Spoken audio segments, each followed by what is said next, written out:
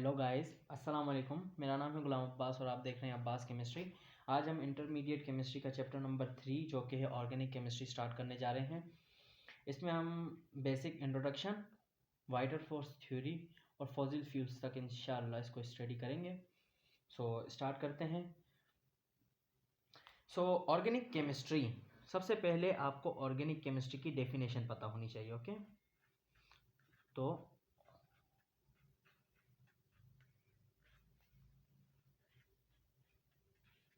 organic chemistry is a branch of chemistry which deals with the study of hydrocarbon।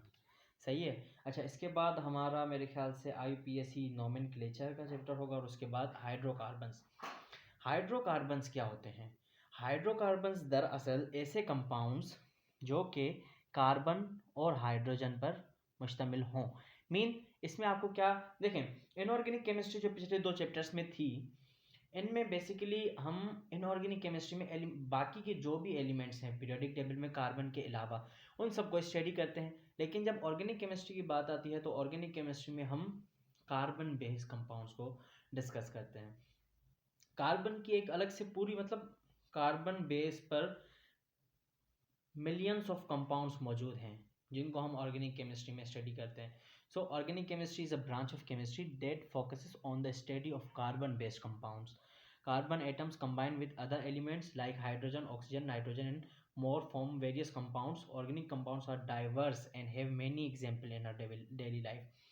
Carbon, अच्छा, organic compounds हर वो compounds होते हैं, hydrocarbons को तो आप तय कर लें जिसमें कार्बन और हाइड्रोजन तो होना ही चाहिए, लेकिन इसके अलावा समटाइम्स ऑक्सीजन, नाइट्रोजन, सल्फर ऐसे कंपाउंड्स भी पाए जाते हैं। अच्छा, ऑर्गेनिक, इधर भी मैंने इस लफ्ज़ को मेंशन किया है कि diverse and many examples in our daily life, हमारी ज़िंदगी में ऑर्गेनिक कंपाउंड्स की बेशुमार एग्जांपल्स हैं। जैसे कुछ एग्जांपल्स मैंने नीचे मेंशन की हैं। Some common examples are methane. अच्छा, मीथेन CH4। अब आपने ये पहला ऑर्गेनिक कंपाउंड यहाँ देख लिया जो कि CH4 मीथेन। अच्छा, जो हम आमतौर पे घर में गैस इस्तेमाल करते हैं खाने पकाने के लिए, सुई गैस जिसे पाकिस्तान में कहा जाता है, सुई उसे क्यों कहा जाता है? क्योंकि वो हमें सुई के मकाम पे बलूचिस्तान में उसके मेरे ख्याल से सबसे पहले ज़खायर मिले थे, तो इस वजह से हम उसे उस जगह से मेंशन करते हैं, उस जगह से मंसूब करते हैं कि ये सुई गैस है। लेकिन साइंटिफिक केमिस्ट्री में हम उसे कहते हैं कि मीथेन। ओके, तो ये जो गैस है ना, इसमें 94 से 95% ये CH4 वाला कंपाउंड मीथेन मौजूद है। इसके अलावा ब्यूटेन वगैरह भी मौजूद हैं। इसमें बड़ी क्वांटिटी चूँकि इसकी CH4 की मौजूद है तो हम उसे सुई गैस में हम आमतौर पे यही कहते हैं कि जी मीथेन है। और इसके अलावा इथेनॉल। अच्छा, इथेनॉल क्या है? ये एक ऐसा कंपाउंड है जिसको पीने से इंसान हाई भी हो जाता है, आपको पता भी है, ये नशा है बिल्कुल, जिसे हम आमतौर पे पाकिस्तान में शराब के नाम से बुलाते हैं। और ये आमतौर पे बियर, वाइन वगैरह इनमें इस्तेमाल होता है। और ख़ास तौर पे हम जो स्प्रे वगैरह यूज़ करते हैं और सेंट्स वगैरह में भी ये होता है। ग्लूकोस हमारी ग़िज़ा जो हम खाते पीते हैं हमारी बॉडी के लिए बहुत ज़्यादा ज़रूरी है। हम जो भी खाते हैं ना चीज़ें, चावल वगैरह, ग्लूकोस उन सब चीज़ों में होता है। उन सब चीज़ों को हम जब खाते हैं मुंह में चबा के, वो हमें उसके बाद हमारी बॉडी को क्या मिलता है? ग्लूकोस। ये बेसिक कंपाउंड है जो कि हमारे खानों में होता ही होता है। ओके, अब इसके अलावा एसिटिक एसिड CH3। अच्छा, सिरके का नाम आपने सुना होगा। ये जो सिरका है ना, उसमें ज़्यादातर मिकदार CH3COOH की ही मौजूद है। ये जो सिरका होता है, ये जो सिरका होता है उसमें भी हमारे पास 90 से ज़्यादा परसेंटेज किसकी होती है? CH3COOH एसिटिक एसिड की। ये थी इनकी एग्जांपल्स और ऐसी बेशुमार एग्जांपल्स हैं। बहुत ज़्यादा ऑर्गेनिक कंपाउंड्स हमारी डेली लाइफ में मौजूद होते हैं। अब आपको नीचे से इसकी इंपॉर्टेंस पता चलेगी। अच्छा, देयर आर सम एक्सेप्शन कुछ कंपाउंड्स ऐसे हैं जो कि कार्बन बेस हैं लेकिन उन्हें हम ऑर्गेनिक कंपाउंड्स नहीं कहते, जैसे कि कार्बन डाइऑक्साइड या कार्बोनेट्स लाइक कैल्शियम कार्बोनेट वगैरह। अच्छा, ये क्यों नहीं है? इसकी वजह ये है कि ये साल्ट्स हैं, और दूसरी मतलब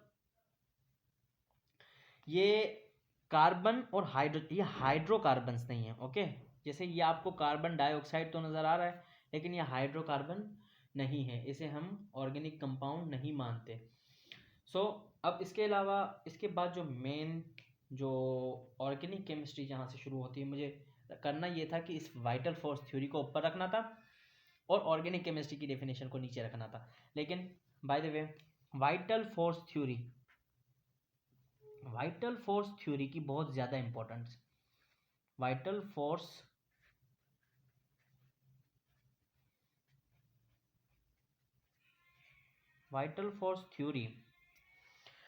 फोर्स थ्योरी क्या कहती है? अच्छा, जब ऑर्गेनिक केमिस्ट्री की शुरुआत नहीं हुई थी, या हम ऐसे बोलें कि ऑर्गेनिक कंपाउंड्स के बारे में पहले जो लोग बिलीव करते थे, वो दरअसल ये बिलीव थे कि ऑर्गेनिक कंपाउंड जो होता है ये हमें, ऑर्गेनिक लफ्ज़ से ही आपको समझ में आ रहा होगा कि हाँ, ये हमें जानदार चीज़ों से ही मिलता है।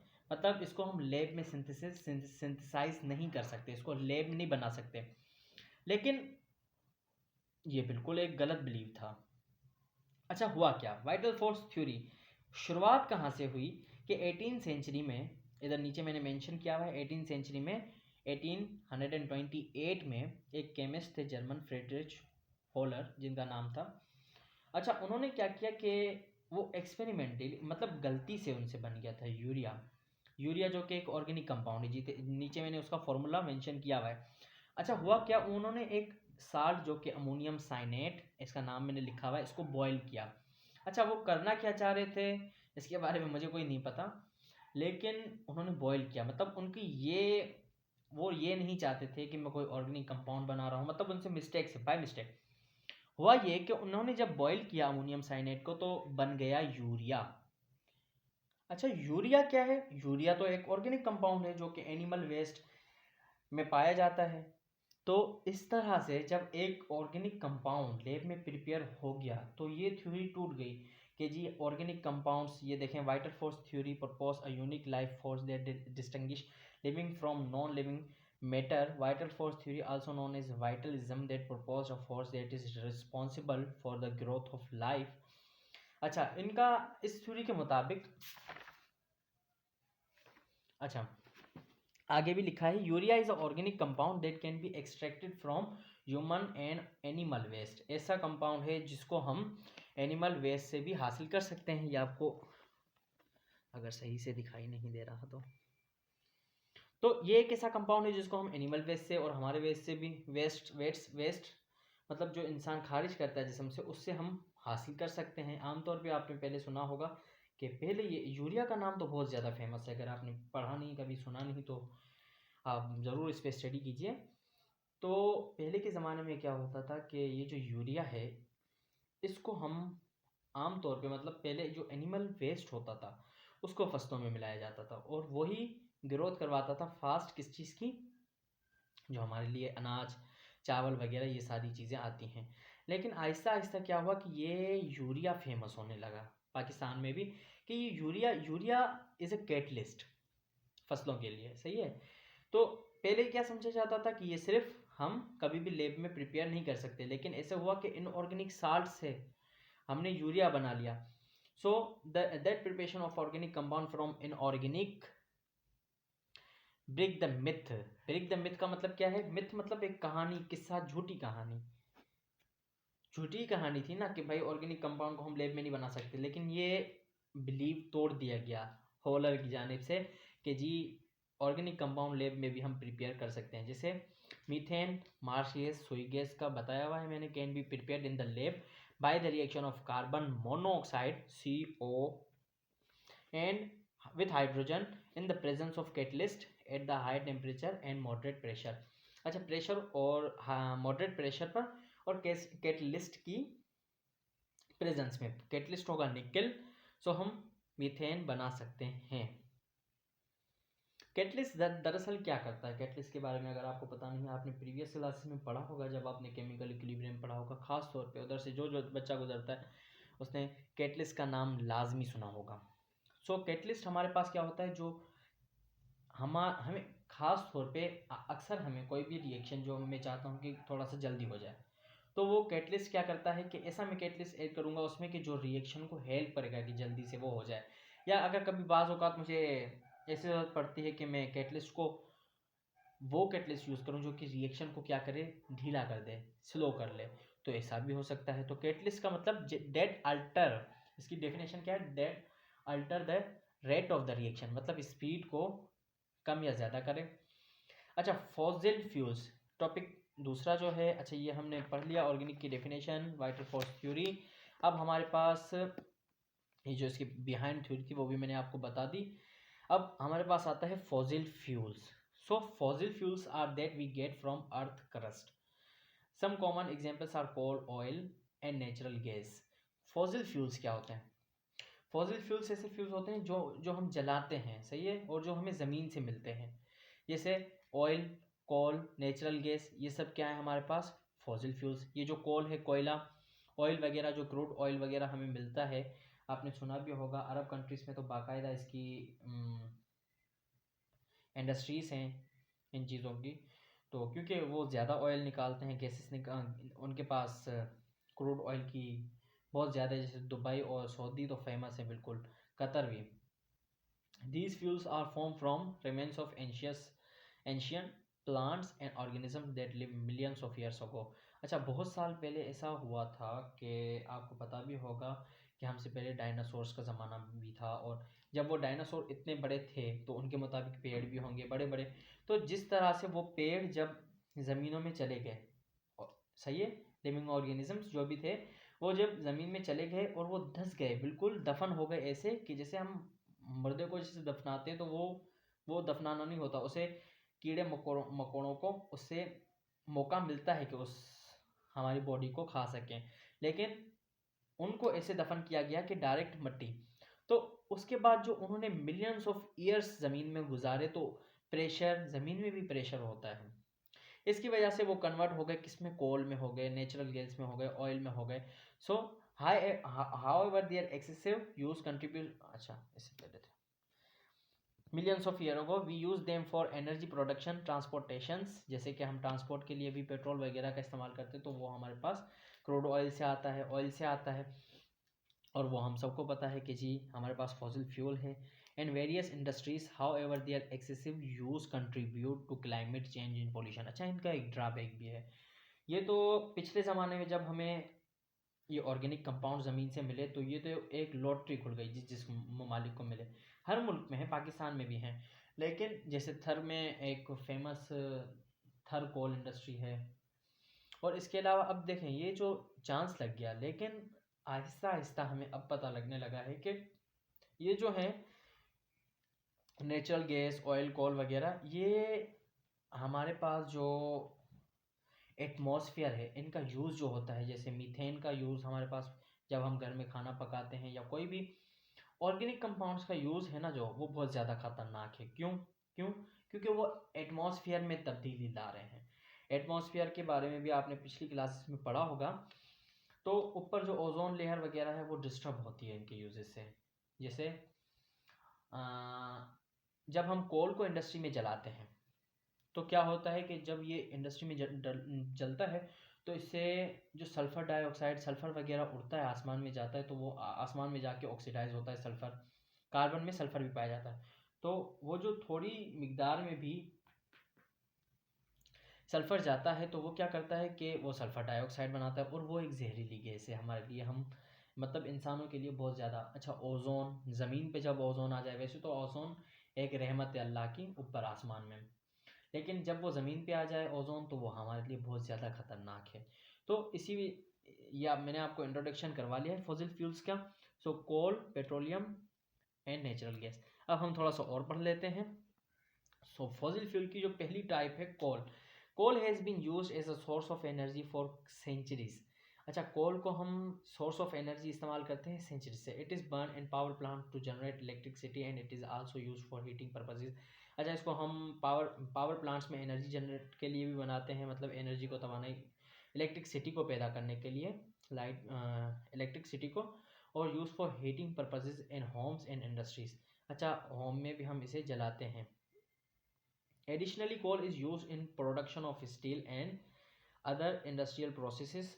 दूसरी प्रोसेस इंडस्ट्रियल प्रोसेसेस में भी यूज़ होता है, स्टील बनाने में भी यूज़ होता है। However the burning of coal releases carbon dioxide and other pollutant into the atmosphere. जैसे कि मैंने आपको बताया कि कोल को जलाने से इससे जो गैसेस कार्बन डाइऑक्साइड सल्फर वगैरह ऊपर जाती हैं, तो वो ऊपर जाके एटमॉस्फेयर के लिए बहुत ज़्यादा खतरनाक है।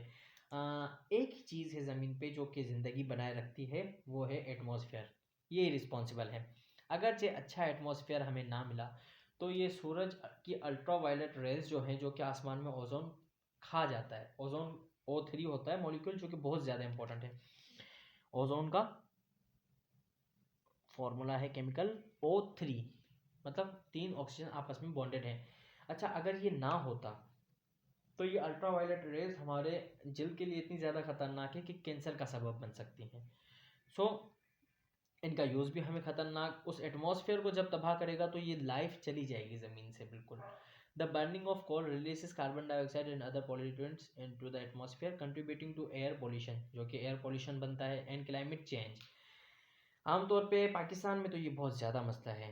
पाकिस्तान में एक सेंटेंस जो कि फेमस है कि पाकिस्तान क्लीन एंड ग्रीन, लेकिन ना ही पाकिस्तान को क्लीन रखा जा रहा है और ना ही ग्रीन। तो अब ये जो आमतौर पे आपने सुना होगा कि सैलाब आ रहे हैं या बारिशें बेवक्त हो रही हैं, आजकल तो बहुत ज़्यादा ये लाहौर दुनिया के पहले नंबर पे है एटमॉस्फेयर चेंज में, जो कि मतलब स्मॉग वगैरह में। तो ये बहुत ज़्यादा ख़तरनाक है। दमे के मरीज़ वगैरह जो होते हैं उनके लिए तो सांस का लेना बहुत ज़्यादा मुश्किल हो जाता है। तो ये किन वजह से? इंडस्ट्री की वजह से। इंडस्ट्रीज़ में ये जो ऑर्गेनिक कंपाउंड्स को बर्न किया जाता है, इसकी वजह से ये बहुत ज़्यादा नुकसानदेह। लेकिन आजकल जो ये रवाज है जो ऑर्गेनिक कंपाउंड्स को यूज़ करने का, वो बस अब ख़त्म सा होता जा रहा है, क्योंकि ये जो है ना, ये है नॉन रिन्यूएबल एनर्जी। इसका मतलब क्या है कि इसको हम रिन्यू नहीं कर सकते, ये एक बार गई सो गई। लेकिन आजकल हम क्या कर रहे हैं, रिन्यूएबल की तरफ आ रहे हैं, रिन्यूएबल एनर्जी सोर्सेज की तरफ। जैसे सनलाइट।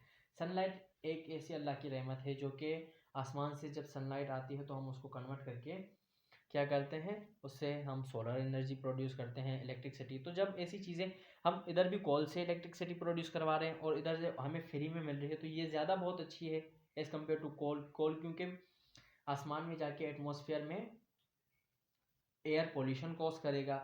तो इस वजह से हम सन से ज़्यादा बेहतर ले सकते हैं।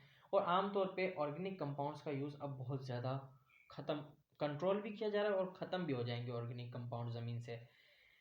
जो भी मतलब आजकल जो अरब ममालिक हैं ख़ास तौर पे, उन्होंने तो ऑयल निकाल निकाल के ख़त्म ही करना है अब। तो तकरीबन मोर देन 50 ईयर्स या इन 100 ईयर्स में ऑर्गेनिक कंपाउंड्स बिल्कुल एंड हो जाएंगे ज़मीन में से। आगे हम पढ़ेंगे डिटेल में कि कौन कौन से आते हैं। अच्छा, इसमें मैंने अब कोल की नीचे कोल जो फॉर्मेशन होती है जब वुड वगैरह ज़मीन में जाती हैं, तो उसके बाद कैसे फॉर्म होता है कोल। अच्छा, the step by step process of coal formation is as follow. Peat formation क्या होती है? ये कार्बन की जो सबसे पहली, मतलब कोल बनने में जो सबसे पहले स्टेप में जो चीज़ बनती है वो होती है पीट। अच्छा, the process begin with the formation of peat which is partially decompose plant material that accumulates in swampy areas. अच्छा, ये क्या होता है? ये जब ये जो लकड़ी वगैरह थी ये ज़मीन में चले जाते हैं, तो ज़मीन का भी मैंने आपको बताया था कि प्रेशर होता है।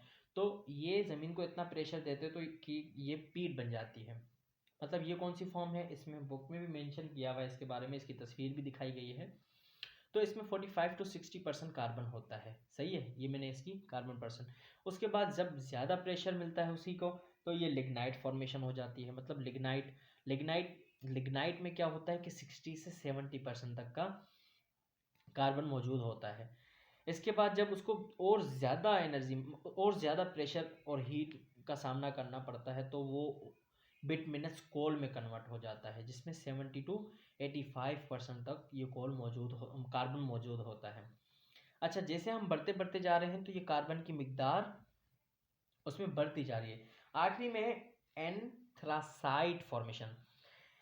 इफ बिटमिनस कोल, ये जो ऊपर वाला था, is subjected to even higher heat and pressure, it transform into anthracite.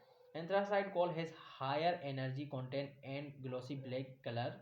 अच्छा, इसका जो इसके पास सबसे ज़्यादा जो अबव तीन मेंशन थे, पीट फॉर्मेशन, लिग्नाइट और बिटमिनस कोल, अच्छा इसके पास सबसे ज़्यादा एनर्जी होती है और इसी में ही सबसे ज़्यादा कार्बन पाया जाता है, 90 to 95%. Okay, so this process takes millions of years. ये सिर्फ एक दो दिन का प्रोसेस नहीं होता, बल्कि मिलियंस ऑफ ईयर्स लग जाते हैं. जैसे डायनासोर का ज़माना था, तो उसके बाद कितना ज़्यादा अरसा गुजर गया और आज तक कि पिछली सेंचुरी में अभी हमें ऑर्गेनिक कंपाउंड्स मिले थे, तो इतने सालों में ये बनता गया. जैसे आम तौर पे कार्बन की जो एक एलोट्रोप फॉर्म है, डायमंड, आपने काफ़ी फेमस है ये तो, कि डायमंड भी एक तरह का कार्बन है और वो ऐसे नहीं कि 100% कार्बन है. अब आप पूछेंगे कोई भी चीज़ 100% तो होती नहीं, लेकिन वो 100% प्योर है. मतलब कार्बन जैसे पानी और बर्फ़ दो एक सी चीज़ें हैं, लेकिन असल में हम इन्हें एक ही चीज़ तो नहीं कहते. अब आप पूछें कि कार्बन और डायमंड एक ही चीज़ है बिल्कुल 100%, तो हम पीरियोडिक टेबल में डायमंड का नाम क्यों नहीं लिख लेते, कार्बन का ही लिख लें. तो असल में बात यह है कि कार्बन 100% बिल्कुल हीरा, जो डायमंड है वो 100% ही कार्बन है.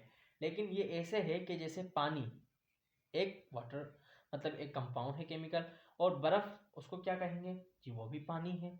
लेकिन हम पानी की जगह बर्फ़ बर्फ़ बोलना तो शुरू नहीं कर देंगे ना, बिल्कुल वो अलग अलग फॉर्म्स हैं. तो इसी तरह से कार्बन और डायमंड भी ऐसे ही हैं. और आजकल तो आपकी बुक में चैप्टर नंबर आगे ही जब हम हाइड्रोकार्बन्स पढ़ेंगे, तो उसमें मेरे ख्याल से बक्की बॉल्स का जिक्र किया गया है. सो उसे हम उधर ही स्टडी करेंगे. अब ये जो पीट, लिग्नाइट, बिटुमिनस कोल, एंथ्रासाइट, ये जो प्रोसेस आपने देखा कि नंबर 1 पे मैंने डिस्कस किया, नंबर 2, 3 एंड 4, कि पीट बनती है, उसके बाद लिग्नाइट, उसके बाद बिटुमिनस कोल, उसके बाद एंथ्रासाइट. और इसमें कार्बन की जो मिकदार है वो भी आप बिल्कुल याद रख लीजिएगा, ये बहुत ज़्यादा इंपॉर्टेंट है एमसीक्यूज़ के लिहाज से. अब हम करते हैं, ये बाकी भी लिखा हुआ है लेकिन ये कल के लिए इंशाल्लाह.